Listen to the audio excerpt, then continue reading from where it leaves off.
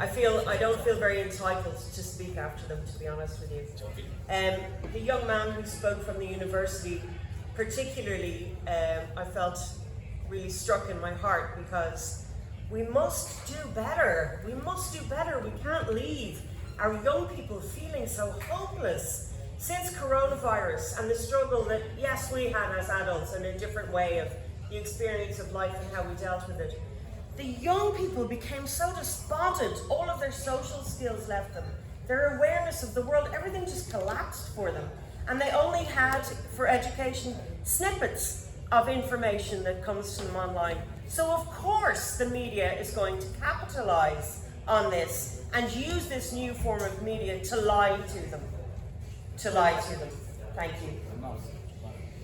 I probably don't need the microphone, I'm good at shouting. That's true, but... Okay, so my point is we must do better for our youth. We can't leave them with a legacy of hopelessness.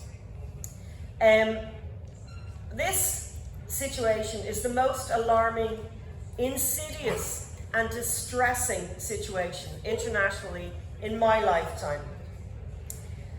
First, I wanted to thank the organisers for coordinating this critically important conference, obviously, on the current and escalating crisis in Palestine. In the days before I came here, I interviewed a few people because I wanted to test, public opinion with some people that I know. So I spoke to a priest who works in the Vatican, who's a human rights defender and friend of mine. I spoke also to the Iranian charge d'affaires in Dublin at some length in the last few days. I had family members who came and worked in peacekeeping back in the 70s and 80s with the Irish Mission in the West Bank. And so I've long known about the situation in the region.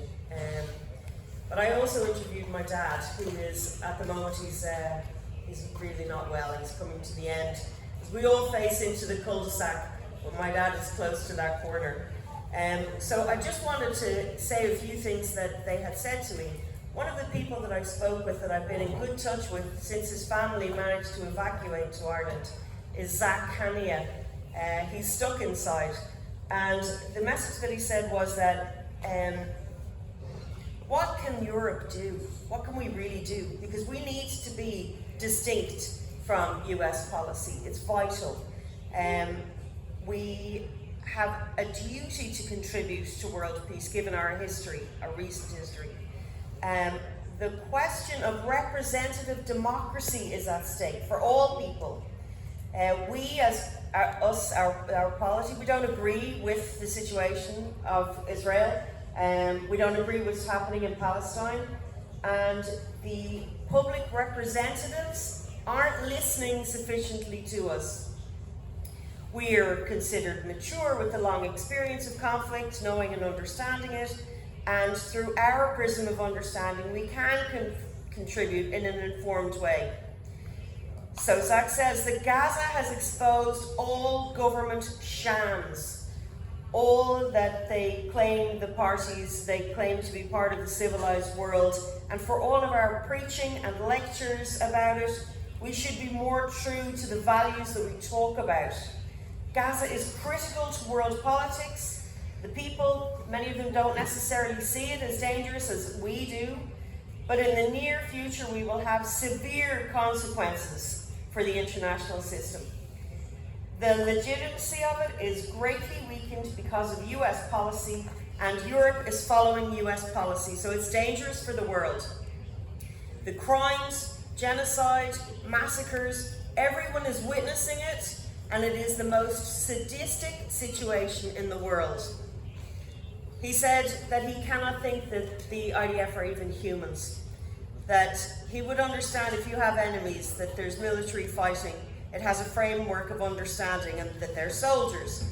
But killing this amount of children has got to stop, this bloodletting. Unfortunately, it will only continue because it's not only shocking, but it's unbelievable and beyond his comprehension. And I have to tell you that the exhaustion and hopelessness in his voice was really heartbreaking to hear.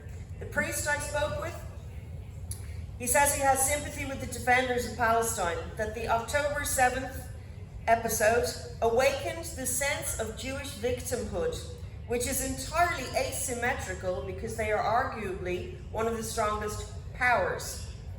The reaction to October the 7th was the most extraordinary display of overkill that it gives new meaning entirely to that word. Israel can depend on the US reaction because of the influence of Jews in their country. But Gaza is a special place.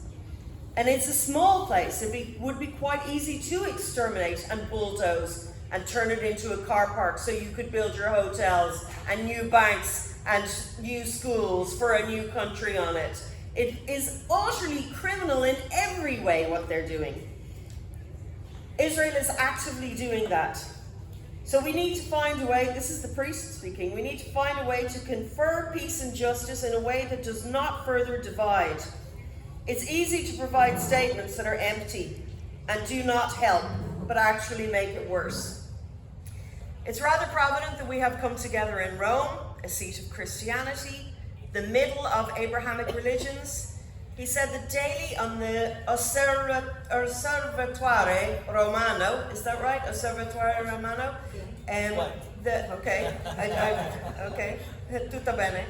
There are headlines of Ukraine and Gaza, and Jerusalem is a contentious spot for the Vatican and for all religions. It is disturbing to many who know it as the Holy Land, yet it is and always has been at war since it was promised to Abraham in the holy books, yet the indigenous people who were already there were driven away. So literature informs a narrative of an epic story to explain an original invasion and dispossession. This ideology is ingrained in the Jewish identity of victimhood. Yes, there was a Holocaust. Yes, they suffered. Yes, they became dispersed. It was heinous. And Hitler capitalized on the sentiment that the Jews killed Christ. Yet, as we know and we see again today from the rabbi who spoke, many Jews themselves have stood up with the Palestinians, sharing the horror of these days. The media is absolutely culpable for fueling this genocide. When US soldiers are killed, the BBC and the CNN, their financial profile is raised. It is actually as if they are publishing inventories of new technology, like the newspapers are a catalogue of the new machinery of death. So people see one side and the other, they say, let's buy some of these, let's buy some of these. It's like advertising for the military. Like the New York Times recently, the leaked memo that was to censor their own journalists on the terminology that was allowed to be used to speak about the war. So, who holds talks about, we hold talks about the threat of war and death, right? But we should be talking about the threat of peace. Because who will then be the victim? All of these financial institutions, all of these politicians in high places, all of the militaries who are buying and selling weapons. They will feel the threat of peace. So, who are the ones who lose if this war ends? It's certainly not us. It's certainly not the Palestinians. The Pope's message is clear. He calls for ceasefire and then to open diplomacy. The aim of the Israelis is to draw additional actors into this war. And it's evident because they bombed 5 countries. So they're provoking reaction internationally. On the 1st of April, Israel bombed the Iranian premise in Damascus. Do I have time? Am I okay? Can I keep going? You checked it with How am I Marina. for time? 7 minutes. More? To me, I can hear you the whole day, but 7 minutes he gives Okay, you. I only have a page and a half, right? And I know I speak fast. So, the Iranian premises in Damascus killed 7 military advisors. It was in breach of the Vienna Convention of 1961 and international law. After 12 days, with no condemnation from the UN Security Council because of the blocks from the US, the UK and France, late on April the 13th, Iran carried out a series of military strikes against military compounds from where the F-35 bombers had launched. And this response by Iran was fulfilled. This could have been avoided completely if there had been condemnation of the attack by Israel against Iran. Iran's priorities in the region have been well declared as a wish to achieve a permanent ceasefire in Gaza for humanitarian assistance to reach the suffering people of Palestine and the release of hostages from all sides, as was their statement on the 15th of April. The Charge d'Affaires said, "We all find our positions being forced to shift from strategic patience to serious deterrence. We all notice that public opinion has changed since October, and people who were never interested in Palestine are horrified and becoming much more outspoken. Without revolutionaries," this is in conversation with my father as he's on his deathbed, "without revolutionaries and militants, Ireland would still remain under the boot of British colonialism. My own grandfather was in the room when the first Tommy guns were delivered, having been smuggled into the country. As far as the Irish were concerned, British soldiers were legitimate targets, not innocents, legitimate targets. And there was always outcry when there was collateral damage extended not to citizenship. But Netanyahu's IDF have no such opinion. This bulldozing of dead bodies without any respect for the integrity or dignity of fellow human beings is out of the pages of the apocalypse." This is insanity that many IDF come from America and elsewhere to work in the Zionist forces. It is a perversion that America has perpetrated, both to their enemies, whom they dehumanize, but also to their own young people. They wake up, these young soldiers, one day in Texas or Missouri or Nebraska, and the next day with a machine gun in their hand in Syria or Lebanon and Iraq. And without valuing the psychological impact that inevitably follows as a consequence of slaughter, the administration alienates all of the soldiers from themselves, from their own humanity. More slowly. Okay. Yeah, excuse me. For people that Okay, for the translators, I'm so sorry. You must be sweating in there. God help you. So it is systemic. And my question as a human rights defender is, how do we rehumanize each other? And we must work with all of the force of our goodwill and our nature to do this. I've watched with tremendous disappointment at local regional actors who, except of course the heroes from Yemen, the Houthis were absolutely heroic from Yemen. Yeah.